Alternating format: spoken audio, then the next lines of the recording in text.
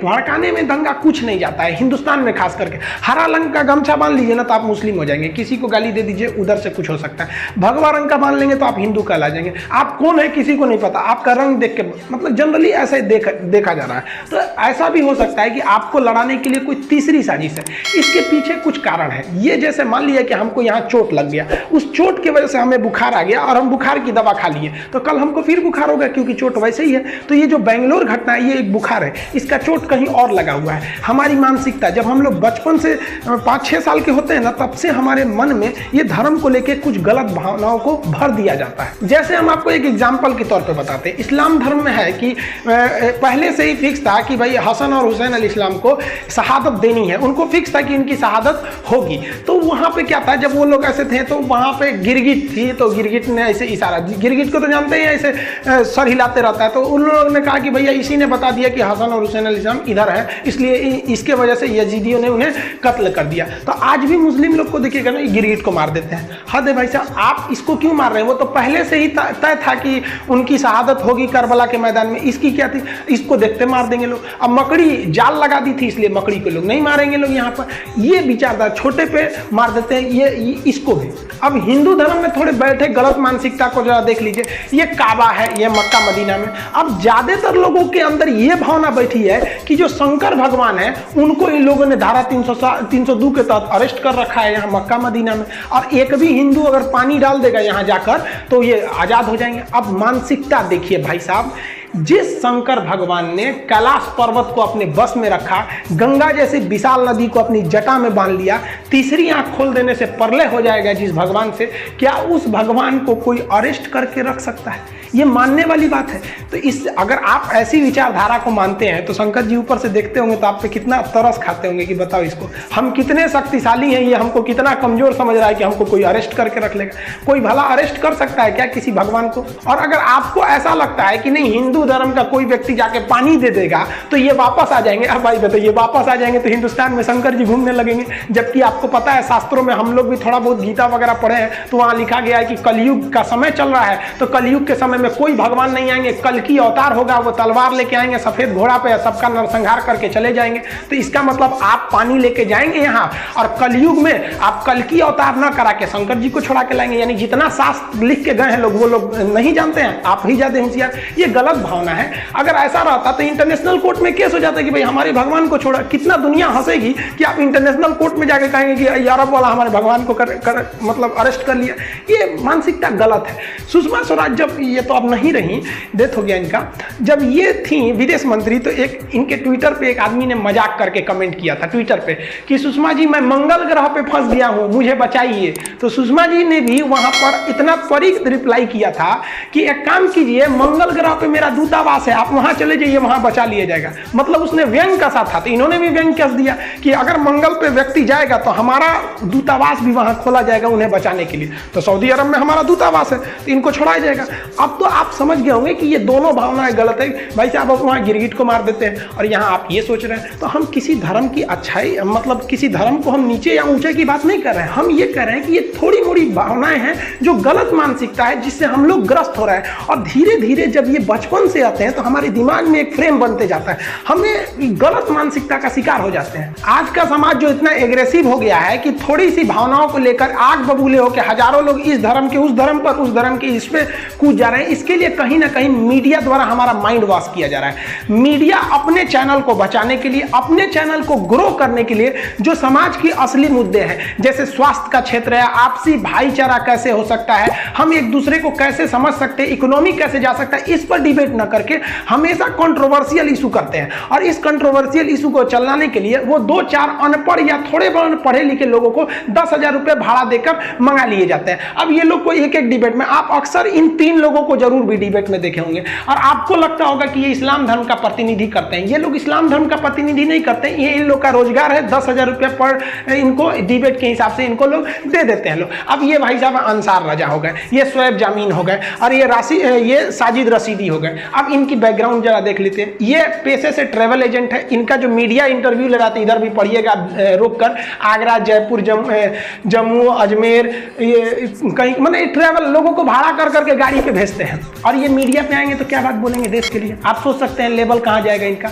ये आएंगे और ऐसा जहर उगलेंगे ना, ऐसा बात बोलेंगे ना कि पूरे हिंदुज्म को इनकी दाढ़ी और टोपी देखकर एक दिमाग में फ्रेम बैठ जाएगा कि सारे मुसलमान ऐसे ही होते हैं, और मीडिया जानबूझ के इन्हीं को लाएगी। आप अगर डिबेट देखिएगा तो हम आपको गारंटी कहते हैं कि 100 डिबेट में आप में 80 में यही तीनों मिलेंगे, और ऐसा ना बात बोल के जाएंगे कि जिससे पूरी कम्युनिटी को बर्बाद होगा। ये खुद गाली सुनते हैं तो इनको क्या है भैया, सब इनका अच्छा खासा रोजगार चल रहा है, 10,000 रुपये मिल रहा है, और इनके वजह से एक हिंदू और मुसलमान में प्रतिदिन के हिसाब से दरार बढ़ रही है, केवल ऐसे लोगों की वजह से। और ये लोग नहीं सुधरेंगे क्योंकि इनका रोजगार है, इनका ट्रैवल एजेंसी चलने वाला है, क्योंकि इनको लोग फेमस हो गए, जानते हैं इनका ट्रैवल एजेंसी है। ये नहीं सुधर सकते। क्यों नहीं सुधर सकते? आप अगर जो बकरी का हस्बैंड होता है ना, बोक को कहोगे नहा लो तो नहीं नहाएगा, क्योंकि जानता है कि भाई साहब हम अगर नहा लेंगे तो हमारी तो पहचाने खत्म होगी, हम इसीलिए पहचाने जाते हैं कि हम बदबू मारते हैं। तो ये लोग को भी कहोगे कि भाई साहब आप मीडिया में जाते हैं तो आप ऐसी भावनाओं, ऐसी बातों को ना बोले जिससे कि अगले को तकलीफ होगा, तो नहीं, ये ऐसा बातें बोलेंगे जिससे कोई मतलब आग उगल जाए, भड़क जाए, ऐसा बात बोल के चल जाएंगे सब कि पूरी मुसलमानों को गाली देना पड़ेगा। पढ़ा लिखा मुसलमान जब तक इन अनपढ़ों के खिलाफ खड़ा नहीं होगा ना, तब तक सबको गाली सुनना पड़ेगा, क्योंकि ये लोग की वजह से बहुत चीज होता है। ऐसा नहीं कि एक ही और है, हर और है। अब माई साहब मीडिया को क्या चाहिए? उसकी टीआरपी चाहिए, टेलीविजन रेटिंग पॉइंट, इसी पर मीडिया जिंदा है। जिसका टीआरपी नीचे गिरेगा ना, मीडिया चलाएगी कटोरा लेके सड़क पर। ये टीआरपी का खेल हम आपको नेक्स्ट वीडियो में कभी समझा देंगे, आगे समझिए। देखिए मीडिया को अच्छी ढंग से पता है इन लोग की कमजोरी। मीडिया बहुत पढ़ी लिखी होती है, बहुत ही मीडिया के अंदर पेशेंस होता है, कहां गुस्सा करना चाहिए कहां नहीं, लेकिन वो जानती है कि इन लोग को तनी सा पिन मारिएगा ना तो ऐसा भड़कते हैं सब जैसे दिवाली का पटाखा भड़कता है। तो इनको कोई जहर उगलने वाला टाइप का बात बोल देंगे सब, आई उगिल देगा। और ये तीन बैठ के मुसलमानों को गाली सुनवाते हैं और दोनों के बीच दरार पैदा करा रहे हैं सर। मीडिया इनसे ऐसे ही सवाल करेगा जिससे कि ये गुस्सा हो जाए, आग बबूला हो जाए, क्योंकि इनको बर्दाश्त करने की क्षमता नहीं है। मीडिया बहुत अच्छे जानता है आप किसी भी बात को आराम से काट सकते हैं अगर आप पढ़े लिखे हैं तब। हम आपको अपने साथ हुए घटना को बताते हैं। हम पटना में एक सांस्कृतिक कार्यक्रम में हमें भाग लेने के लिए बुलाया गया था।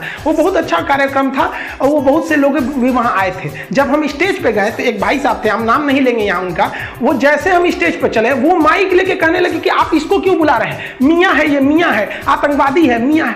अजब हाल है भाई साहब, हमको बड़ा बेइज्जती महसूस होने लगा। लेकिन फिर हम अपने आप को संयम नहीं खोए, क्योंकि हमको पता था कि जो इंसान गुस्सा किया वो अपनी शक्ति खो देता है। लोहा गुस्सा में गर्म होगा तो शक्ति खो देगा। माइक लेने के चिल्लाने लगे, हमको बड़ी बेइज्जती पे। लोग उनको भी समझा रहे थे कि ये कौन सा तरीका है। हम भी माइक ले, हम उनसे पूछे कि साहब आपको हम बहुत इज्जत करते हैं, प्रणाम करते हैं, आप जरा बताइए कि आप हमें आतंकवादी मियाँ क्यों कह रहे हैं। तो समझ में आ रहा है कि भाई मुस्लिम को लोग शॉर्टकट में मियाँ बोलने लगते हैं, तो आप हमें आतंकवादी क्यों कह रहे हैं। तो वो कह रहे हैं कि ऐसा लोगों का कहना है, हमारा भी मानना है कि आप आतंकवादी हैं। हमें बहुत गुस्सा लगा, हम अपने आप को बहुत कंट्रोल किए। फिर हम उनसे कहें कि इनको इन्हीं के भाषा में जवाब देते हैं। हमने उनसे कहा कि भाई साहब हमने भी बहुत सुना है लोगों से, और ऐसा हमको भी लगता है कि आप अपने पड़ोसी की औलाद हैं। वो और भयानक बवाल हो गया। अब वो हमारे पे और गुस्सा हो गया। हम कहेंगे लो भाई साहब, हम उनसे कहें कि आप साबित कीजिए कि हम आतंकवादी हैं। यदि आप साबित कर देंगे तो हम भी ये साबित कर देंगे कि आप नाजायज औलाद हैं। बाद में हमने स्टेज पर भी उनसे माफ़ी मांगा था कि सर हमको इस तरह की भाषा का प्रयोग नहीं करना चाहिए था, लेकिन क्या कीजिएगा, आप एक शिक्षक को आतंकवादी बोलिएगा तो अच्छी बात नहीं ना। आप एक लोग की वजह से सबको नहीं बोल सकते। हमने एक चीज़ बहुत बेहतरीन सीखा है बिहार के डीजीपी गुप्तेश्वर पांडे सर से। इनके देखिए, ये पुलिस के सबसे बड़े मुखिया हैं बिहार के। इनको हम देख रहे थे सुशांत सिंह के मैटर पे, एक वकील साहब इनको बड़ा अजीब टाइप का बोल रहे थे कि आपको कानून नहीं पता, ये नहीं पता है। इनकी हम इंटरव्यू देखा, बड़ा इज्जत से कहे हम आपको प्रणाम करते हैं वकील साहब, हम बहुत कम जानते हैं, आप बहुत जानते हैं, लेकिन ये बताइए जब इतना जानते हैं तो फिर इतना देर तक एफआईआर क्यों नहीं किए थे। मतलब इन्होंने जूता भिगा के मारा उनको। तो इनके बात में एक चीज रहती है, ये गुस्सा नहीं करते हैं। जबकि अगर ये इंसान अपने बात पर आ जाएगा ना, इतना गोली मरवा देगा कि समझ में नहीं आएगा कि शरीर है उनकी मच्छरदानी का टुकड़ा, डीजीपी है पुलिस का पूरा, लेकिन इनके अंदर इतनी सहनशीलता है। इसी तरह से हमने इनको एक चीज देखा, हमको भी एक आदमी ने क्या बोला, गे मुल्ला कहीं का, तो ये तो भूख की तरह दाढ़ी बढ़ा लेता है, तुम समझ में नहीं आता है। तो हम क्या कहेंगे भाई साहब, उनसे हम ये भी तो कर सकते हैं कि लड़ जाएंगे उनके लिए, हम भी 10 आदमी को खड़ा करके लड़ सकते हैं। हमने उनको कहा कि भाई साहब आपको पता है, आप इस दाढ़ी को बढ़ाने को आप कहते हैं कि बोक हैं हम, बोक। तो एक बात बताइए, जो भारत का राष्ट्रीय गान लिखे हैं रविन्द्रनाथ टैगोर, कभी उनकी दाढ़ी को देखे? जो रामायण की पूरी कथा लिख डाला वाल्मीकि जी ने, कभी उनकी दाढ़ी को देखा आपने? यदि आप हमें बोक कहते हैं तो आप इनको और इस ऐसे महान पुरुष को आप किस श्रेणी में ले जा रहे हैं आपको पता है? खुद हमारे नरेंद्र मोदी जी प्रधानमंत्री सावन में दाढ़ी उड़ी नहीं बनाते हैं, वो भी देखिए उनका भी बढ़ गया, हमको भी बहुत दिन हो गया बनाए हुए, बहुत बड़ा बड़ा हो गया, हमको भी फुर्सत मिलेगा हम भी बना लेंगे। लेकिन ये तो बहुत गलत चीज़ है।